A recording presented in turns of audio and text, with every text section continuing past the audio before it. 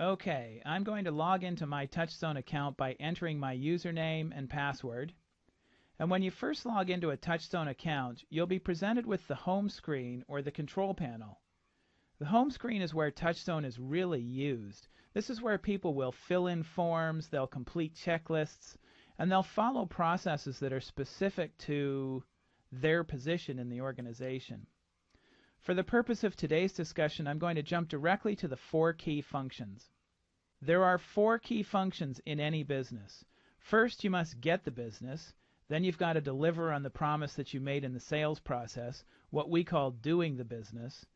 There are plenty of back office operations like administration and finances, processes that are not directly related to your clients but are absolutely necessary for a business to run efficiently. We call this key function running the business. And finally, there are processes for guiding the business from where it is today to where you're wanting to get it to. Processes for leadership, strategy, and management, for example. This is the key function we call guiding the business.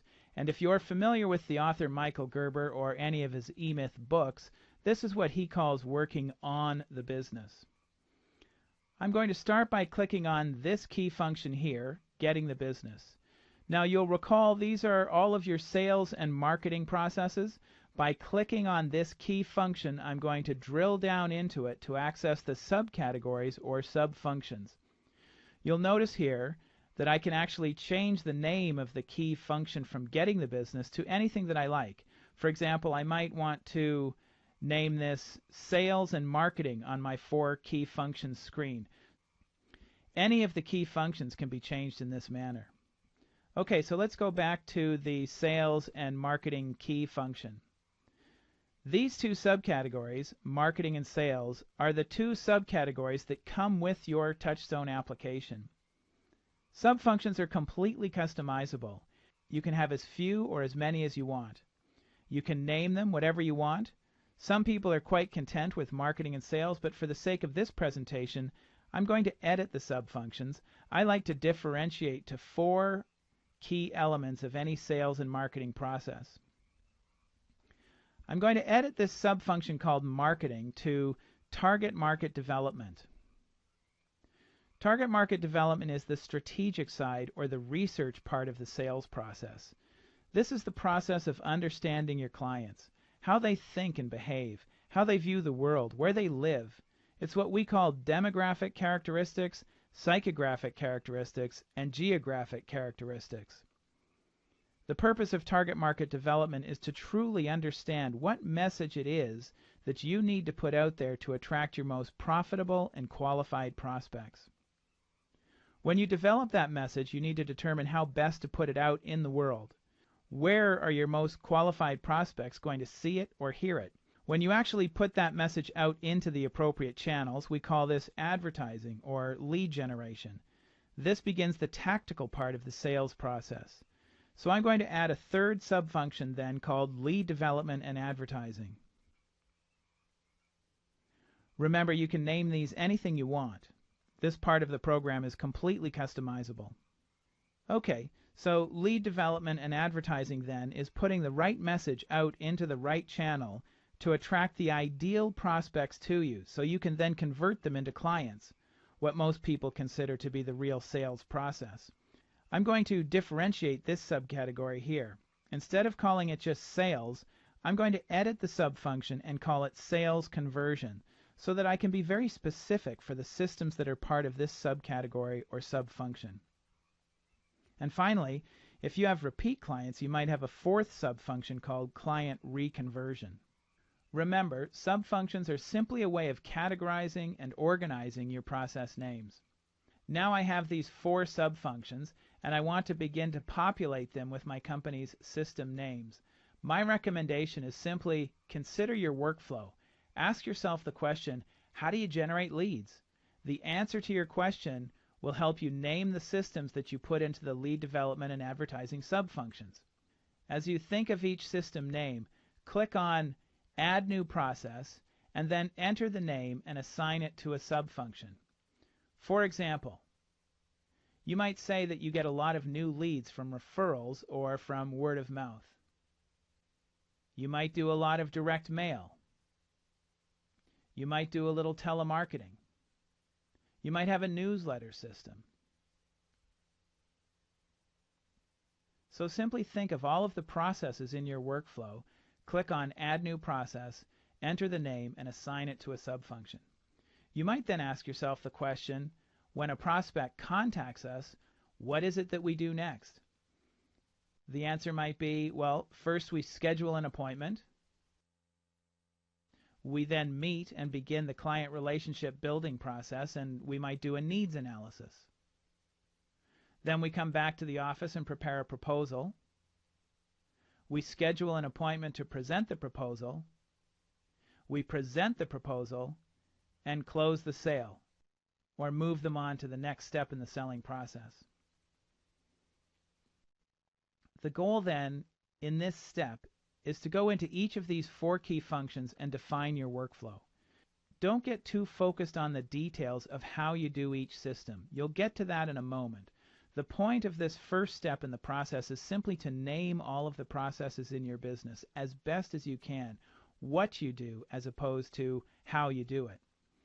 This is a project that, depending on the complexity of your business, might take as little as 2 or 3 hours and can usually be completed within 5 or 6 hours. Once you've gone through all 4 key functions, chances are you'll have thought of about 65 to 70% of the systems in your business. It's at this point that I recommend you access our systems library right here. This will help you remember what processes you may have left out. You'll notice we have library templates for a general business and 2 others, one for construction companies and another for insurance companies. I'm going to go into the General Processes library, and I'm going to begin with Target Market Development. I'm going to go down through the list of systems and identify those systems that are part of Target Market Development. I see here a number of system names that I'd like to include in my own TouchStone account. I'm going to scan through this list and put checkboxes beside the system names that I'd like to download. For example, I'm going to put a check mark across from Target Market Development, another check mark in the box across from Trading Area Development, and a third across from Competitive Analysis. Then I'm going to click Add, and these 3 system names will be added to my very own TouchStone account. I might also have a look at lead development and advertising to see if there are any processes that I might have forgotten. First, I'm going to change my subfunction to lead development and advertising, and then I'll scan through the systems again looking for systems that I may have left out. For example, I do press releases, and I also have strategic alliances, so I'm going to put checkboxes beside these 2 systems and then click Add to add them to my TouchStone account. In this way, you go through each of the key functions in your business looking for system names that you may have left out.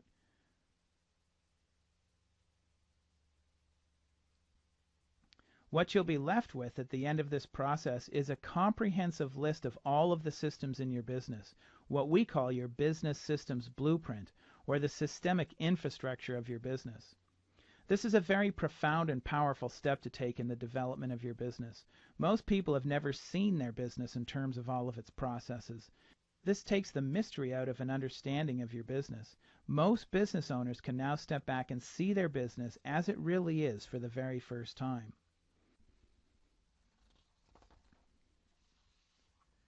Next, you'll modify the organization chart template supplied with your account to match your own business.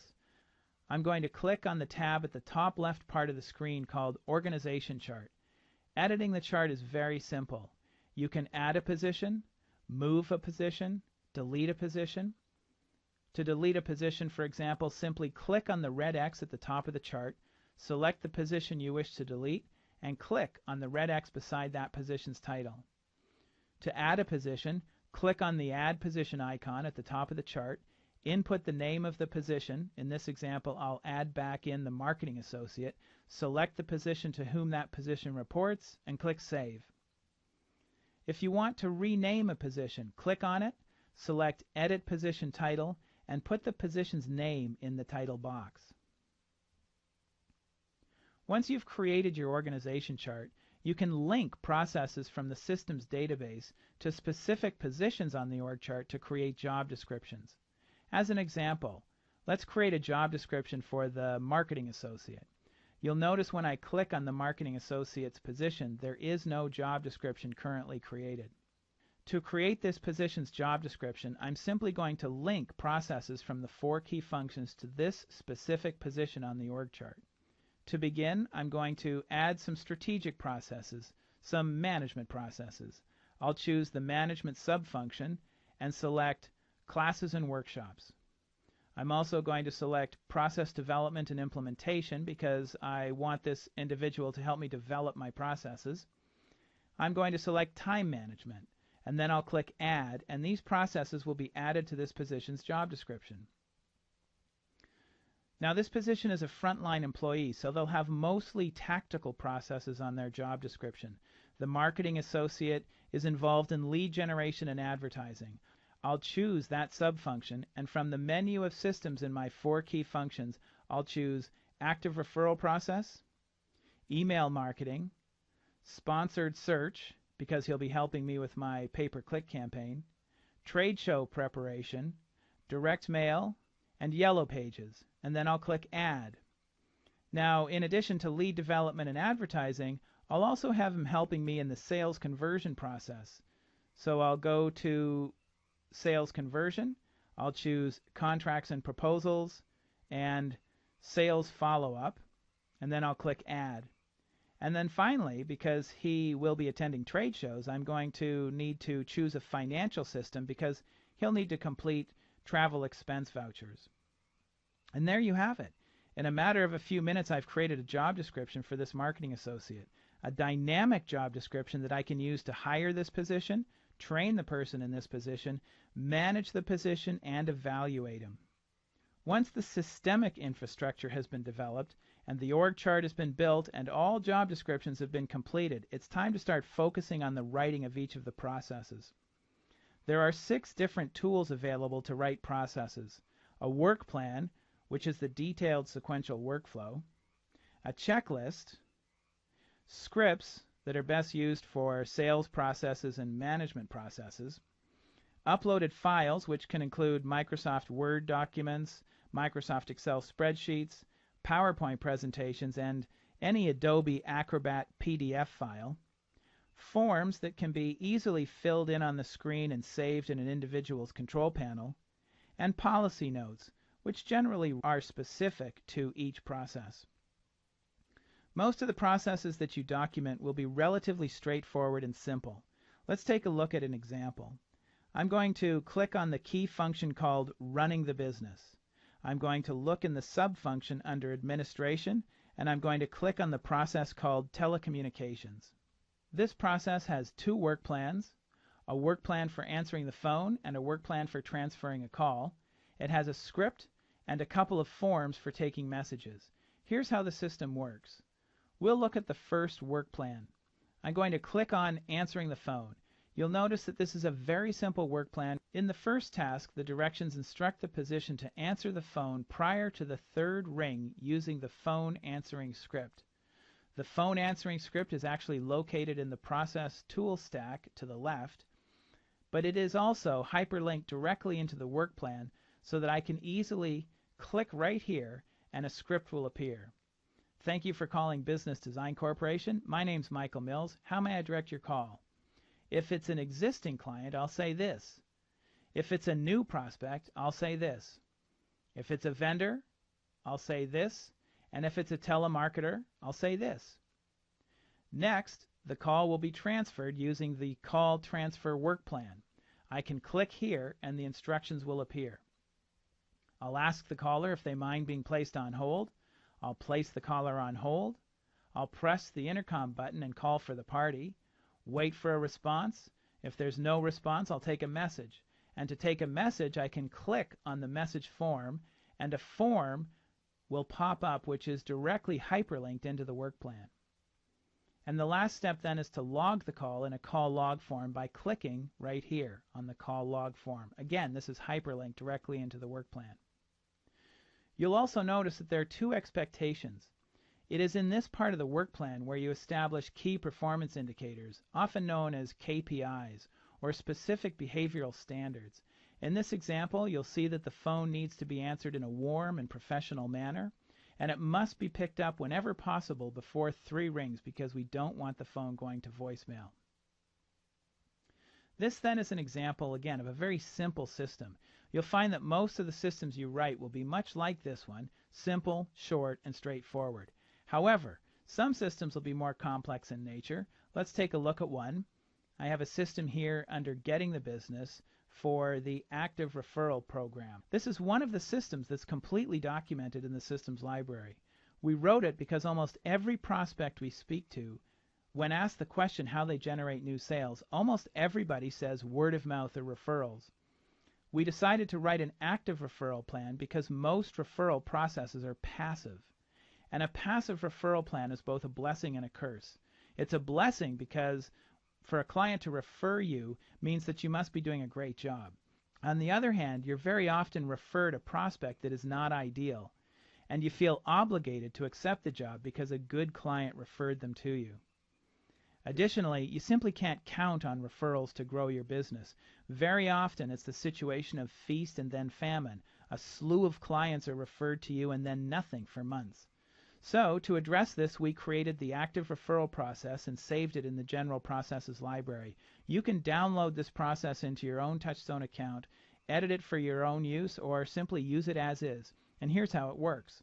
I'm going to click on the work plan called Active Referral Process, and this will open the detailed sequential workflow. The first step is to categorize your clients into 4 groups.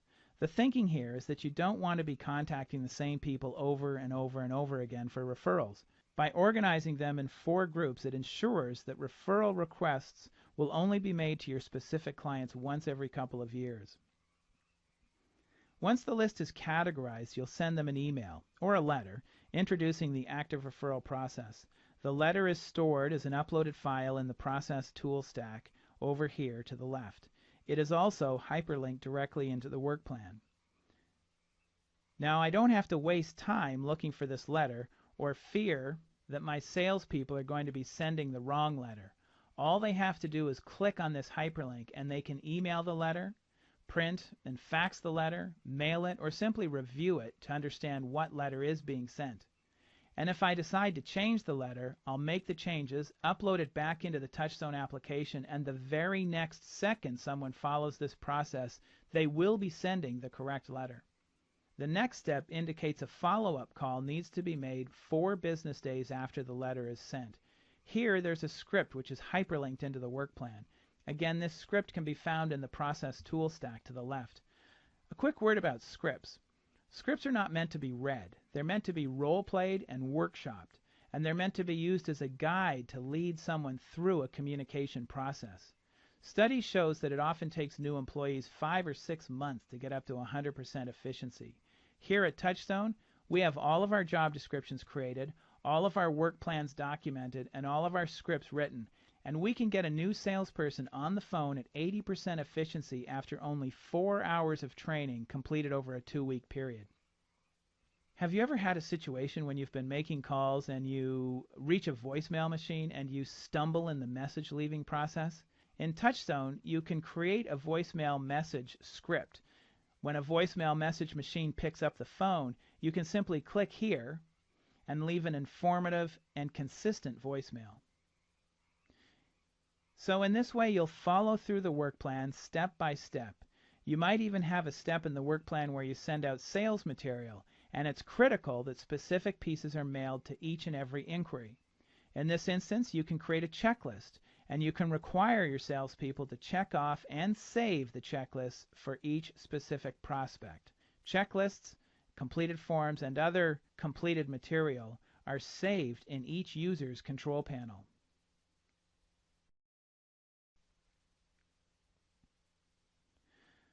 Not all employees have equal access to all processes in your TouchStone account. Employees can be assigned to specific positions, either one or more positions,